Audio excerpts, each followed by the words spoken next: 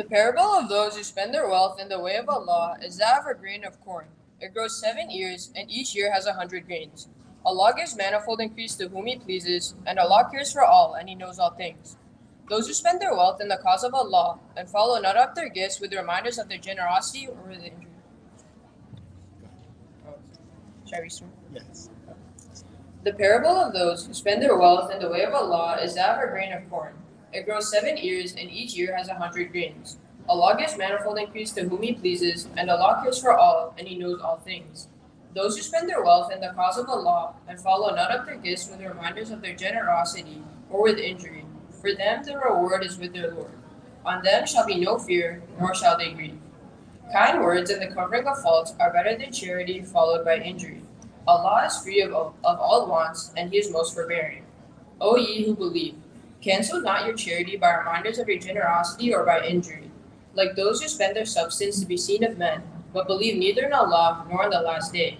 They are in parable like a hard barren rock, on which is just a little soil. On it falls heavy rain, which leaves it just a bare stone. They'll be able to do nothing without they have earned, and Allah guides not those who reject faith.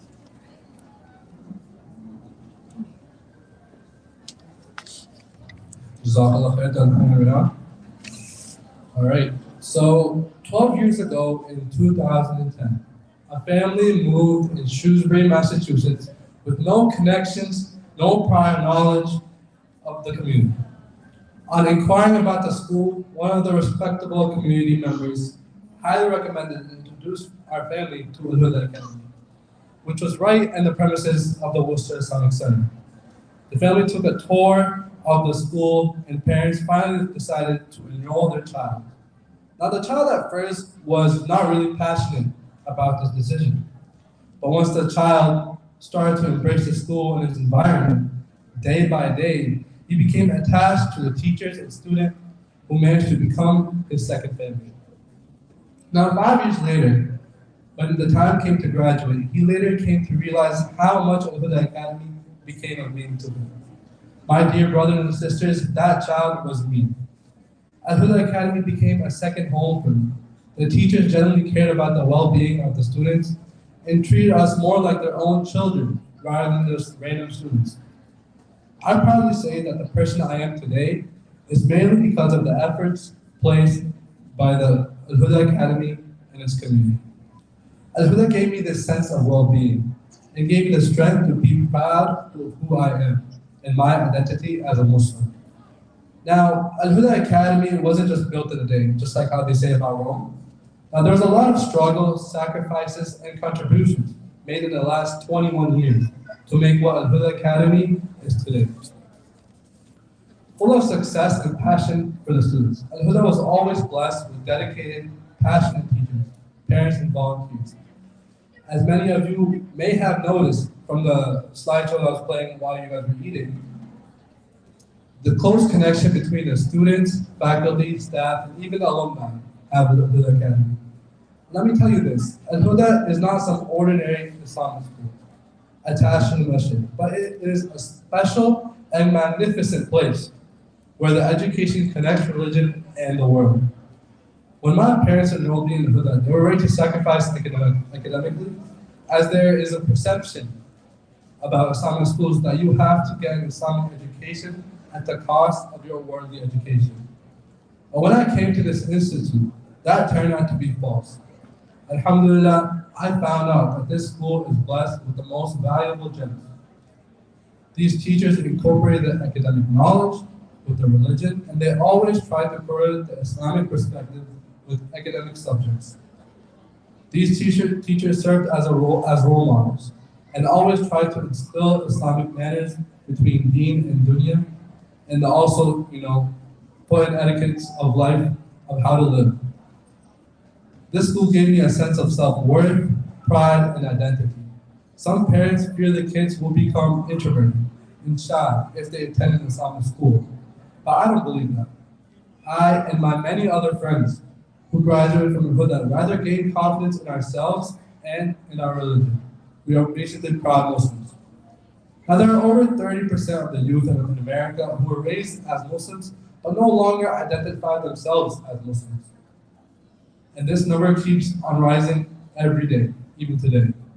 And that's pretty shocking. Alhuda not only helped me in the educational perspective, but helped me give confidence in my own deen and not be scared to say I'm a Muslim to the outside world. Now, I would like to end my message with this, that even if someone may leave or graduate from Alhuda family, the hearts will always stay attached. So with that being said, I would like to pass it on to the principal of Alhuda Academy, who mashallah has been the knot holding the whole school together and keeping it on the path to success. Brother Nadeem Sakuna.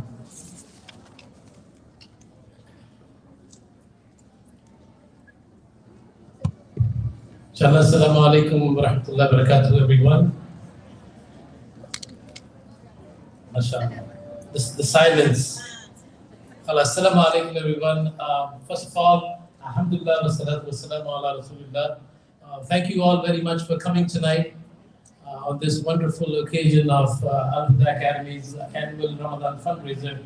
You're here for a very important cause, or you're enjoying the food too, but you're here for a very important role today to help make sure our school continue to be on the path of success, where your donations will work, inshallah.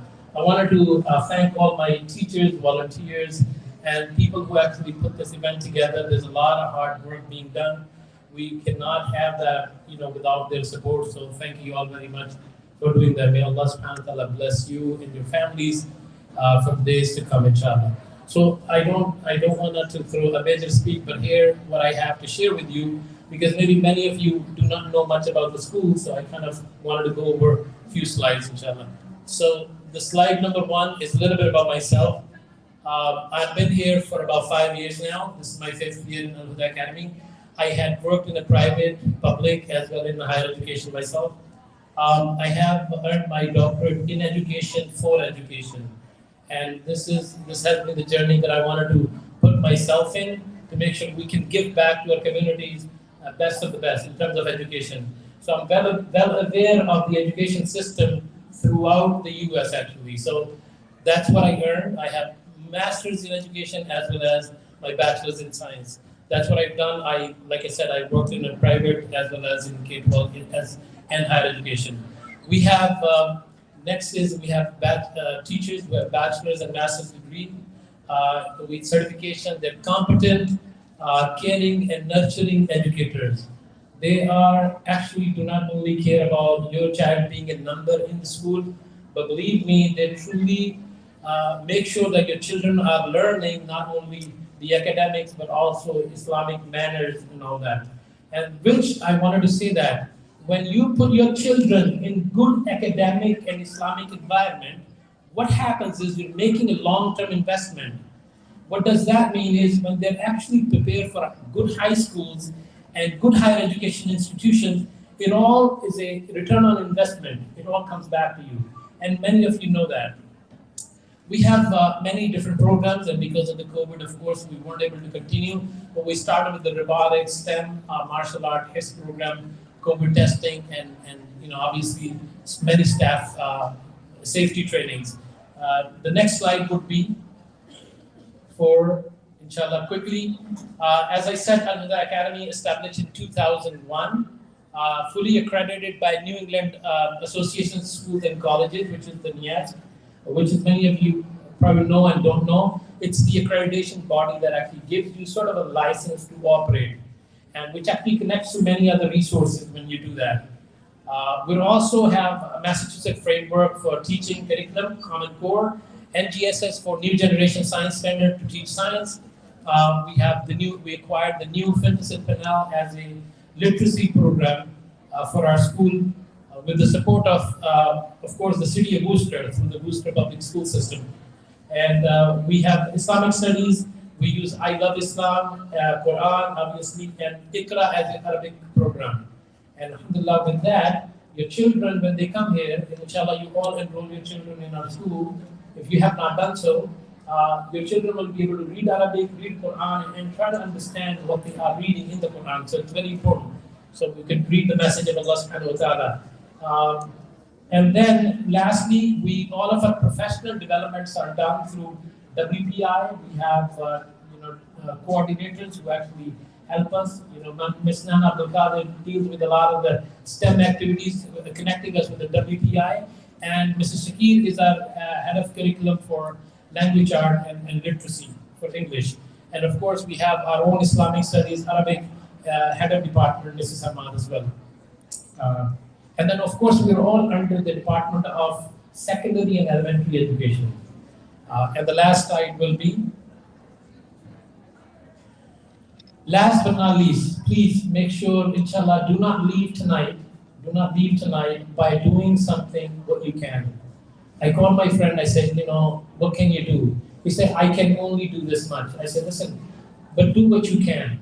We need to make sure we do what we can and never look at your pockets. Always look at the heart in which you donate with.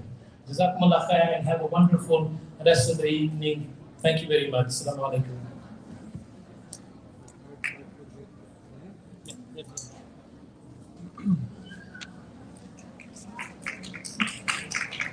Jazakallah khair, Brother Nadeem. Now, I would like to call up our students in the grades 3rd, 4th, and 5th to enlighten our ears and eyes with what they have to present.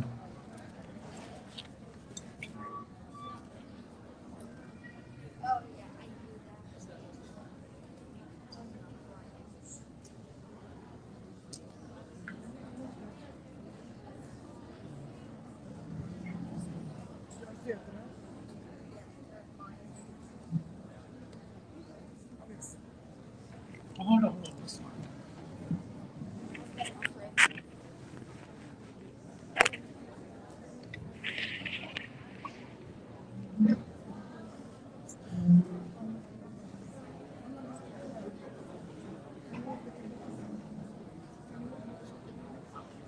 Hassan.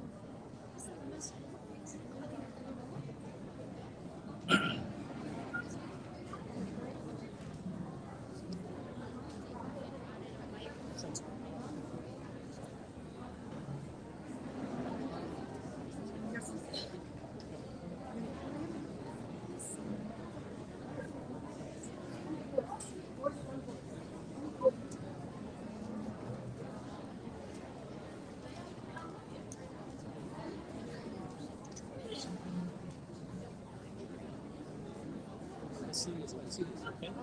Let's do your best. Hassan, look forward, please.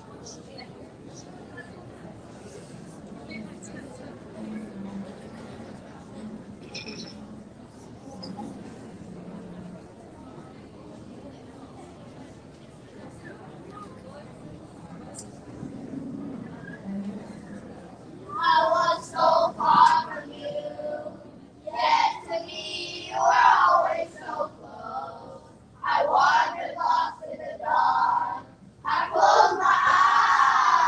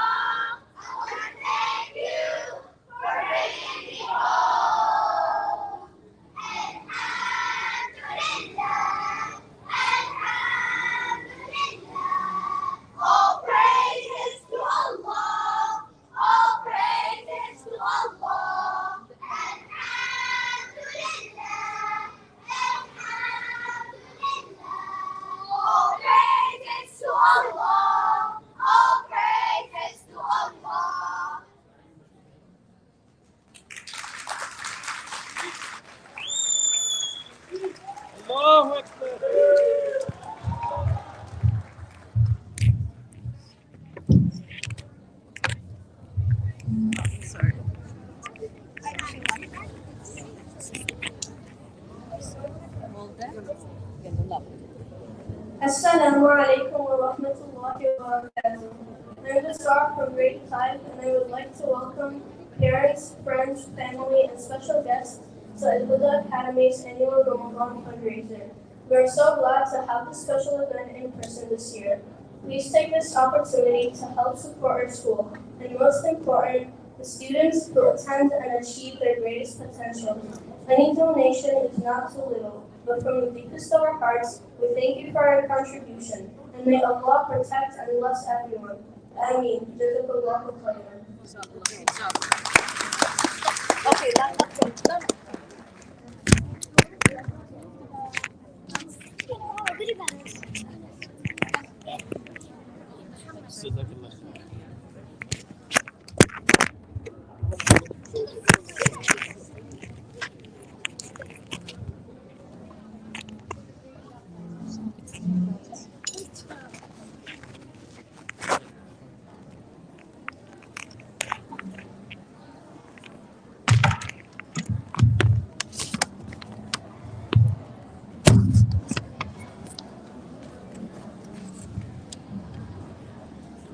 Jazakallah khair, students, for the excellent job.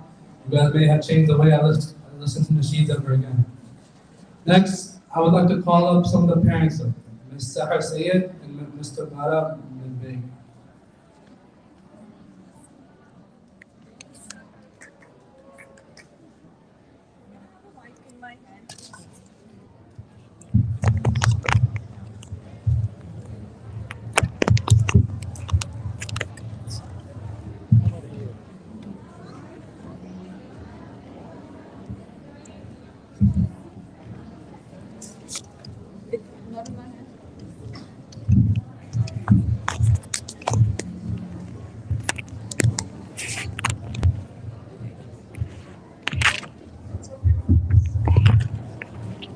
Assalamu alaikum, everyone.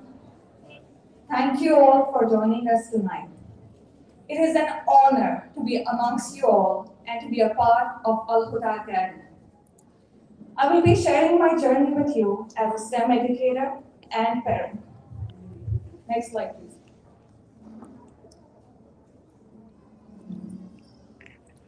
So I will briefly talk about my experience as a parent, the leadership of Alhuda, the staff and administration.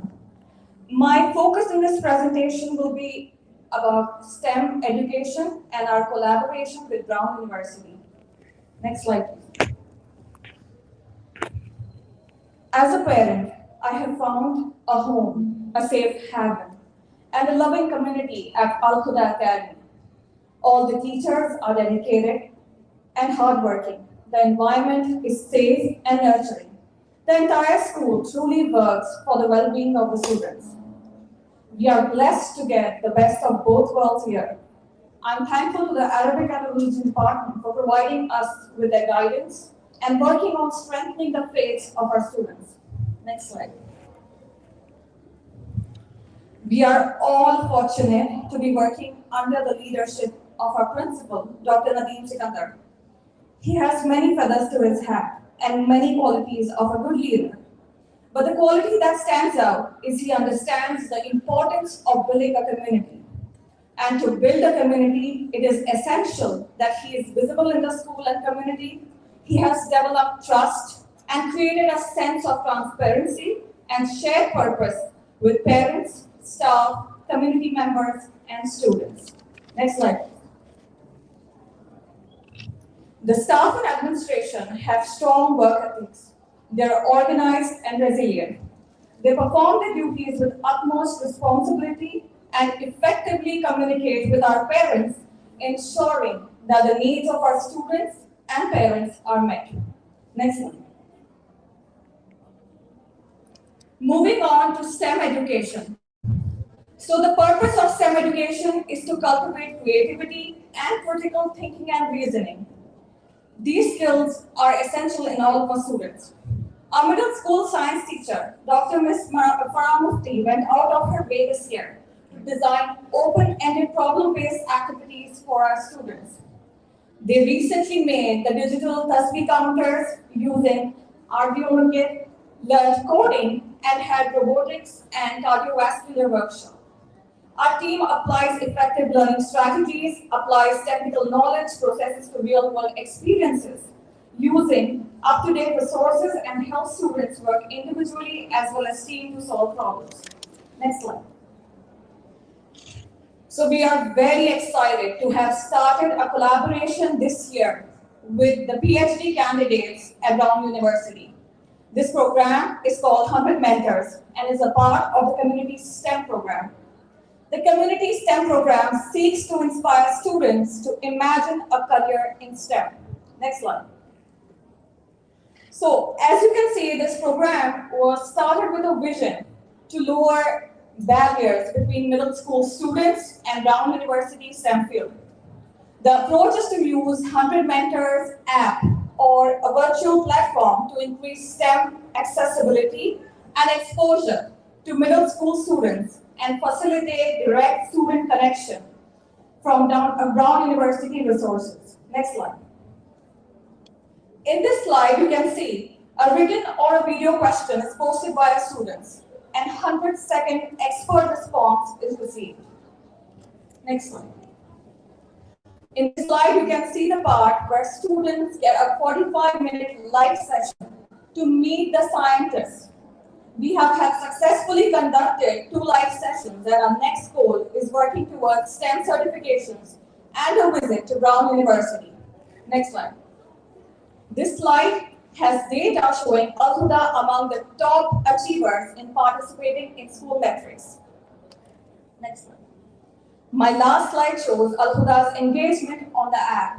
As you can see, Alhuda has shown maximum engagement. I would like to thank Dr. Mrs. Farah Mufti, Ms. Ola Hassan, Ms. Beria Osman for making this program successful at Alhuda Academy. I would also like to thank Dr. Nadeem Sikandar for his support and trust in us. Last but not the least, I would like to thank each one of you for being here tonight and for supporting our mission. I request you all to donate generously to help this school grow.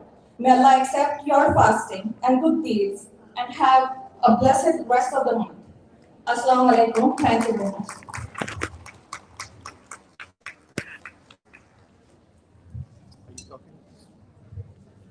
Assalamu alaikum.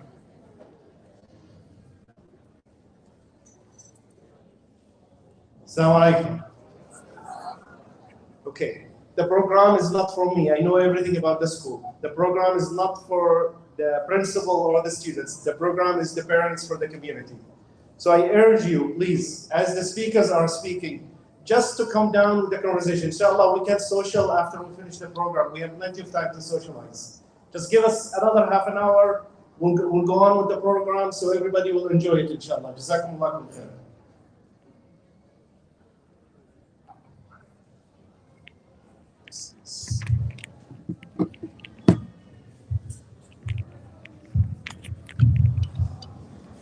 Assalamu alaikum. That's good. Thank you. Assalamu alaikum. Out here? So they wanted to see you more. Well, I was trying to hide myself, but okay. There you go. That's better. Let's go. Break the ice. Assalamu alaikum again. So I want to start. Really, she really raised the bar. I'm not gonna be anywhere like what she did, but I'll try my best. So I would like to start with, frankly, from the bottom of my heart, and if you guys could join me on that, to please get up and we clap and say thank you to all the teachers and faculties that are working in this institution. Keep it a little closer to you. Okay.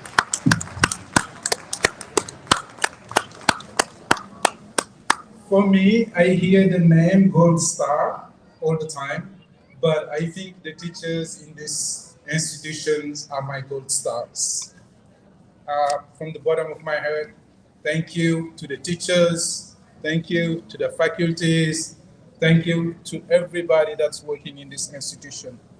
Really.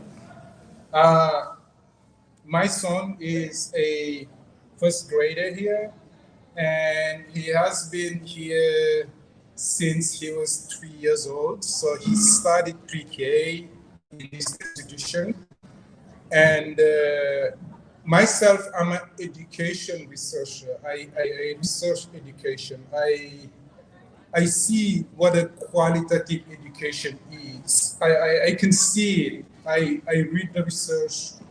I can go through the data, and I talked to Ismail, and I saw the development that he is making. I saw the progress that he's having, and I just couldn't be more grateful to the people who put in the work all the time, exceptionally in a time where we're going through the pandemic, very, very hard time. And to all Ismail teachers, I know he's a tough kid, but I am so grateful for being there for him, for um, for tolerating him, for working with him, and making him a better Muslim, making him a better student, and making him a better human being. I can see that in the research. I read research, and I have been in the classroom. I have taught in high school for almost 9 years. So I know what you are doing here. I see what you are doing here. And I just say that, that we don't have the mean to pay you. So may Allah bless you. May Allah pay you for everything that you do for our kids. And please, whatever you can donate, in order to make the to make what okay, in order to make their job smoother and easier in this place, I please urge you to do it. Thank you very much.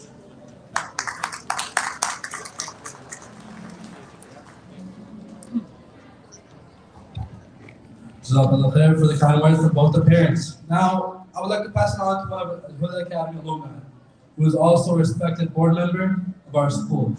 He's a doctor of pharmacy and is also serving the community as an honorary imam. MashaAllah, he has been involved in the outreach of Dawah and many other Islamic initiatives. Mother Jamali is here to give us an idea about the annual budget of Alhuda Academy.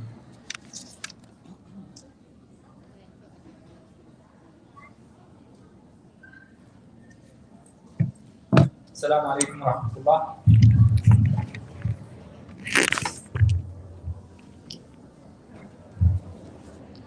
I don't have much to share other than just sharing the numbers with you all.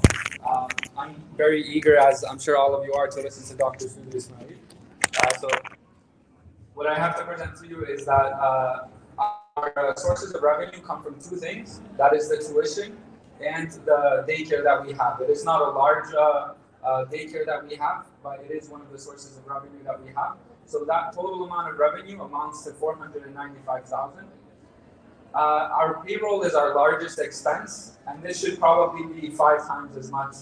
If we were, paying our teachers as they deserve, it should be, far higher than that. But these are the means that we are working with, and this is why you're all here today. Other expenses that we have are the utilities and administration expenses amounting to $65,000. We have supplies in the amount of $45,000, and our total expenses are $601,878.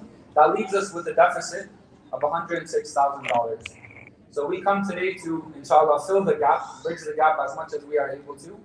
And one small thing I'll say is that there are certain things that we can do as individuals, within an individual capacity in our lives. There are certain things that we do within our family capacities, in raising our families. There are certain things that we do in impacting the rest of society. There are certain things that we can only accomplish at an institutional level. And bringing up a generation or classes upon classes, dozens and dozens of students who know their religion, who are grounded in the religion, who are being introduced Islamic concepts side by side the rest of their schooling, is something that can only be done at an institutional level. So institutional projects such as this can only be sustained by a high level of support. So I ask Allah Azza wa Jal that He puts barakah in our efforts, puts barakah in all of your man, and that He makes it easy. Jazakumullah khairan. I'm gonna come one more time. This is what's happening, guys. You don't realize what's going on. You are talking in the tables. Your sound is echoing back. So the people around you do not listen. So sisters, please just listen to what I'm saying. You are talking, I know your voice is low. The problem is the space is huge. It echoes your voice. So when the speaker is speaking, he's listening to you, your voice is echoing in their ears. It's really, it does not help the person to really concentrate on what's happening. Just give it another 20 minutes and we'll be over with the program. Please. See, I'm talking here and you guys still talking, subhanAllah. Sisters in the back, please, if somebody does not understand English, if somebody can translate, please. Barakallah feekum, jazakumullah khair.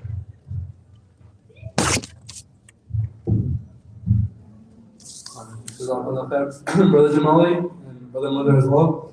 Now, I would like to call up our keynote speaker, Dr. Suzy Ismail. She is the founder and the director of Cornerstone, a nonprofit, faith-based communication and intervention organization. She holds a Master's of Arts in Communication and a Master of Philosophy in Human Services and a PhD in Human Services focusing on family studies and intervention strategies. Well, that's a lot. Her humanitarian work has been recognized with numerous awards, including the Ambassador for Peace Award and the Visionary Muslim Award. So without further ado, Dr. Suzy Ismail.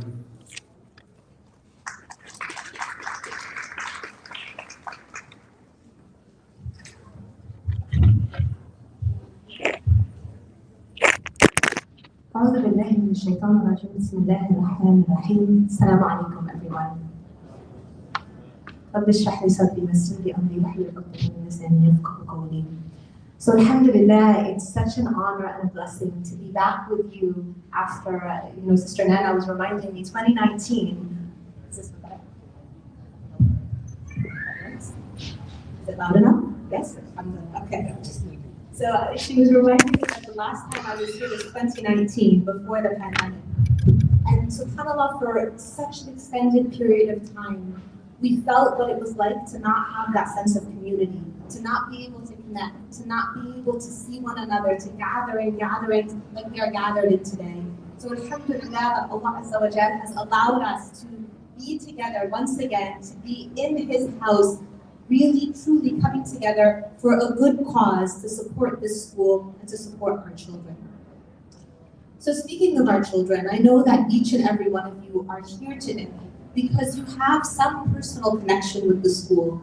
Maybe your own children attend the school. Maybe your grandchildren attend the school. Maybe you're a community member who recognizes the importance of the school.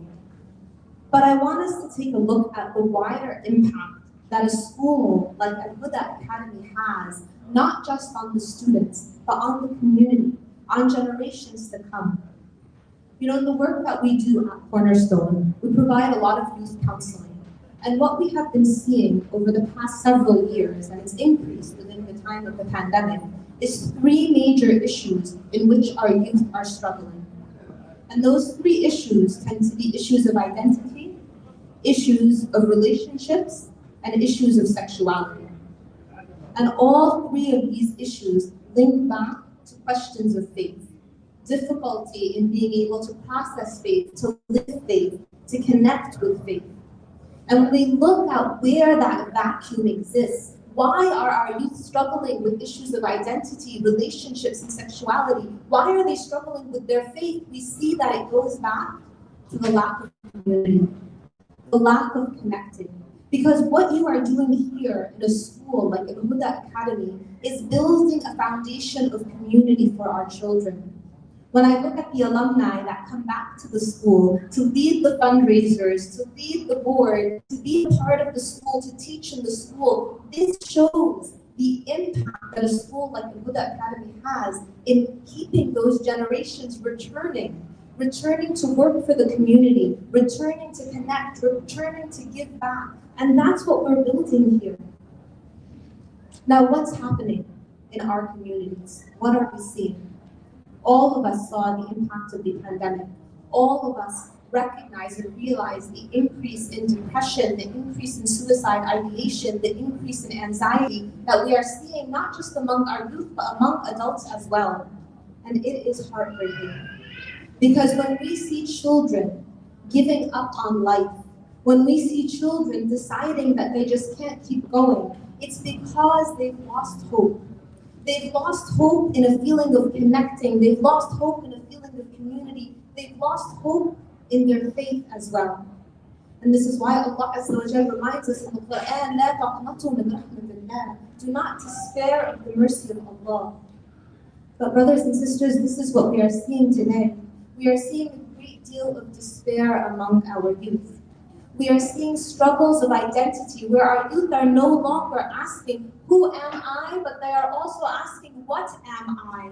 Youth who are being pulled along with the LGBTQIA+ agenda that we are seeing rampant in our communities, pulling them away from families, pulling them away from the recognition that Allah Azza wa Jalla in His infinite mercy has created us in perfection, and instead questioning their gender, questioning their sexuality, questioning their role, questioning who they are.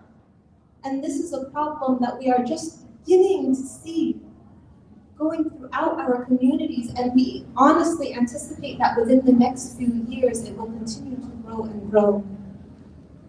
So what is it that we can do?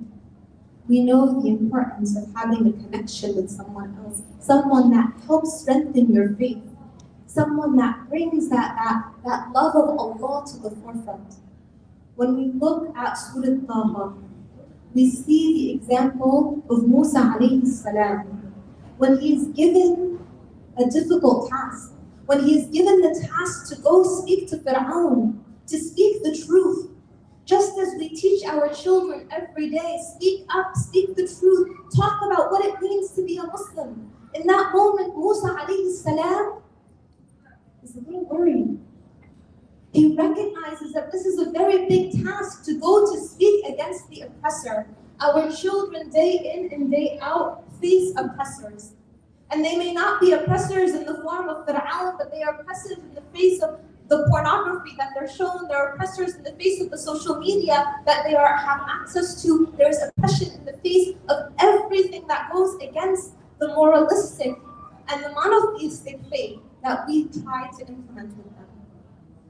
And in that surah, when we look at how Musa alayhi salam is given this task, given this commandment, he turns first to Allah. And he recites the dua that we teach our children, رَبِّ اشْرَحْ لِي صَدْرِي وَيَسِّرْ لِي أَمْرِي وَاحْلُلْ عُقْدَةً مِنْ لِسَانِي يَفْقَهُوا قَوْلِي. Asking Allah Azza wa Jalla to guide him through this task first and foremost. But then there is another request. When Musa alayhi salam requests from Allah Azza wa Jalla that he may take with him his brother Harun, that his brother Harun may be with him so that together they may tackle this task, so that together they may praise Allah, so that together they may show gratitude, because it's difficult to do it alone. And when we leave our children in a vacuum of loneliness, this is the same feeling that they have, of feeling like the task in front of them is impossible. But when we foster for them a community, when we allow them to connect and to feel like they are part of a bigger whole, this is what fuels their identity. This is what feeds them and nurtures them, to allow them to feel that they are not alone. Because that loneliness is very dangerous.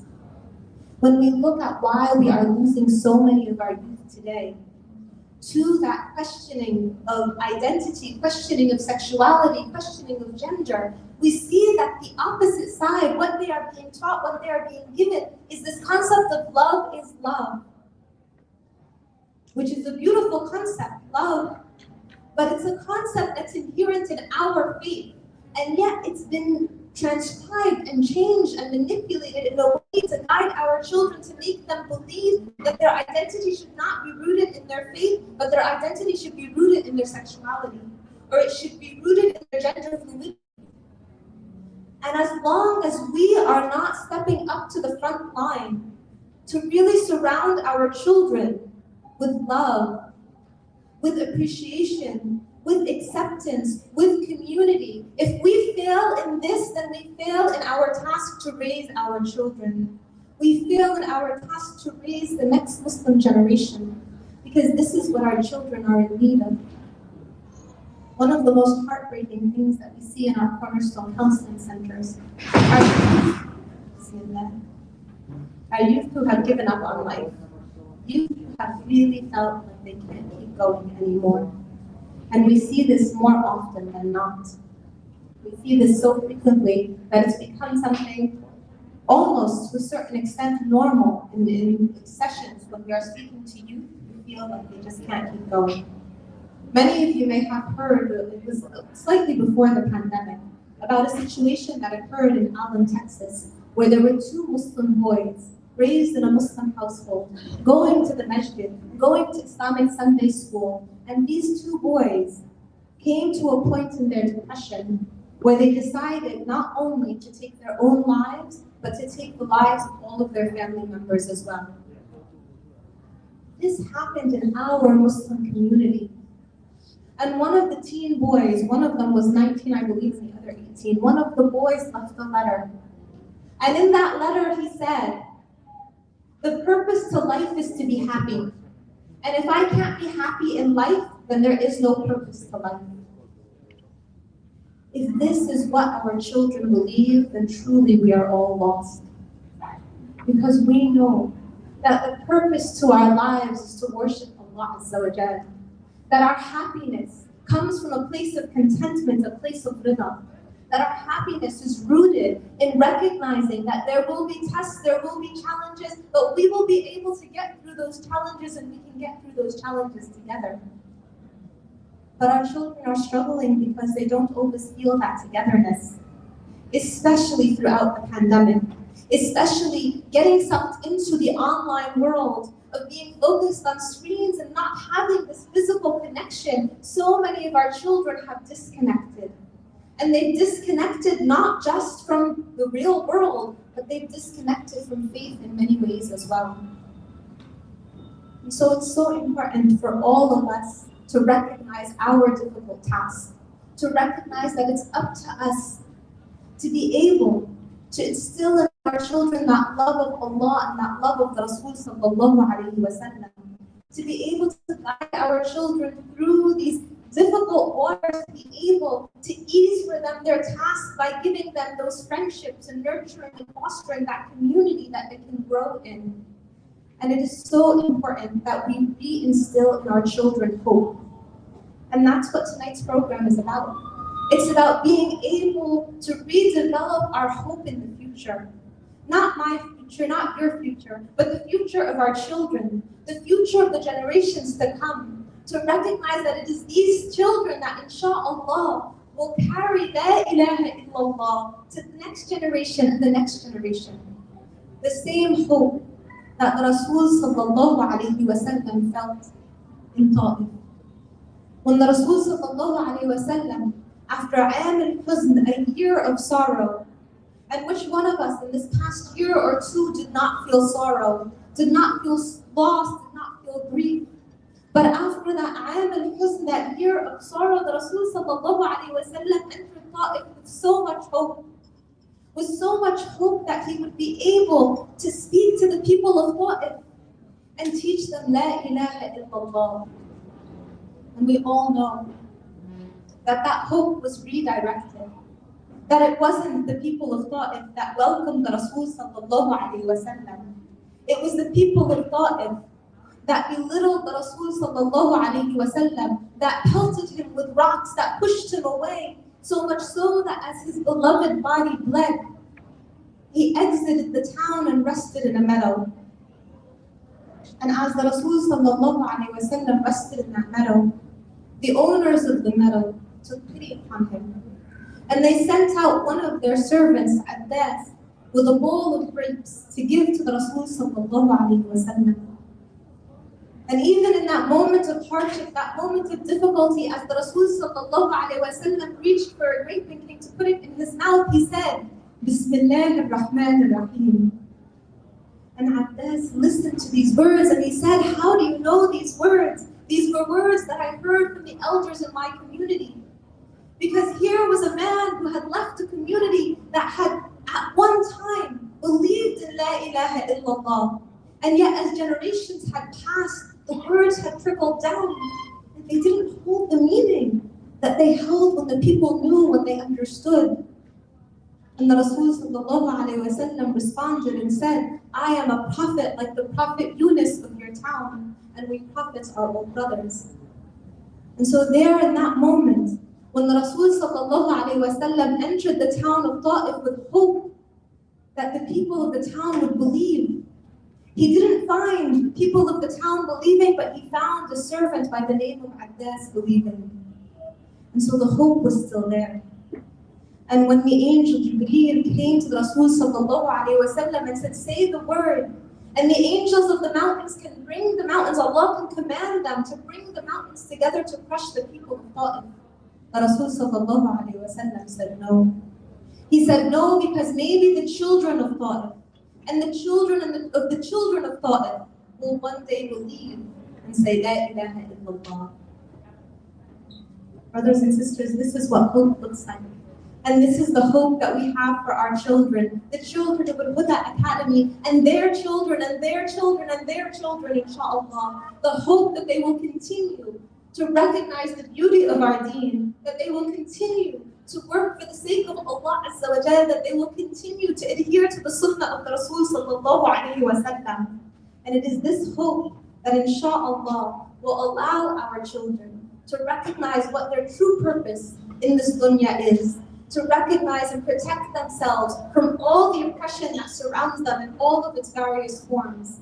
And I know, just as so many other speakers before me had said, that it is dependent upon the grace of Allah Azza wa Jal first and foremost, and each and every one of you for being here tonight to continue the legacy, to continue to provide by whatever means you can to protect our children and their children and the children to come. Jazakumullahu khairan.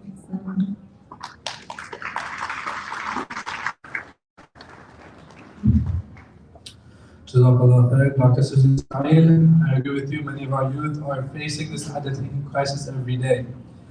Now, before I continue, every masjid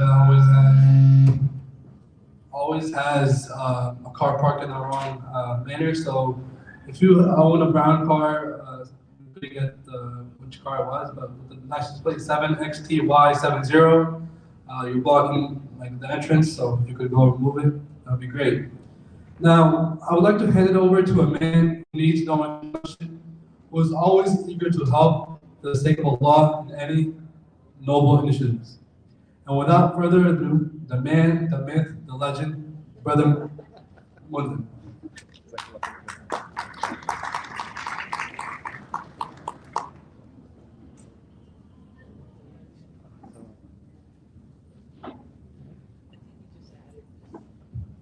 Assalamu إن الحمد لله نحمده ونستعينه ونستغفره نتوب لله من شرور أنفسنا وسيئات أعمالنا وأشهد أن لا إله إلا الله وحده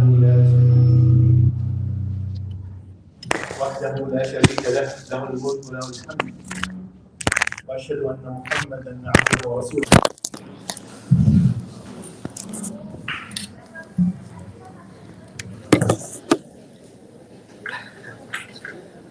اللهم اشرح لي صدري ويسر لي امري واحلل لي عقدة من لساني يفقهوا قولي. I guess it takes a great speaker to get everybody to silent, and it took a sister to get the brothers and the sisters to silent. Takbir. It was Brothers and sisters, tonight we're here